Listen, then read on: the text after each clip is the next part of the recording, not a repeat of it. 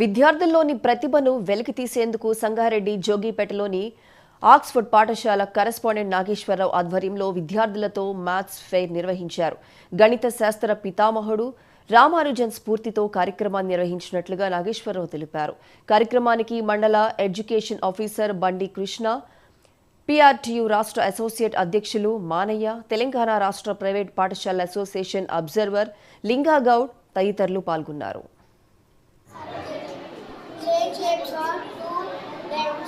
ఈ రకంగా మ్యాథ్స్ డేను జరుపుకుంటూ మరి మ్యాథ్స్ లోపల ఇంకా సులభతరమైన ఏమున్నాయి, ఏ రకంగా ముందుకెళ్ళాలనే ఉద్దేశంతో చేయడం జరుగుతుంది. కాబట్టి పిల్లలు కూడా ఈరోజు నేను ఏ పాఠశాలను సందర్శించినా మ్యాథ్స్ అంటేనే ముందుకు వస్తుంది. ఒకనాడు మ్యాథ్స్ అంటే చాలా ఇబ్బంది పడుతుంది పిల్లలు.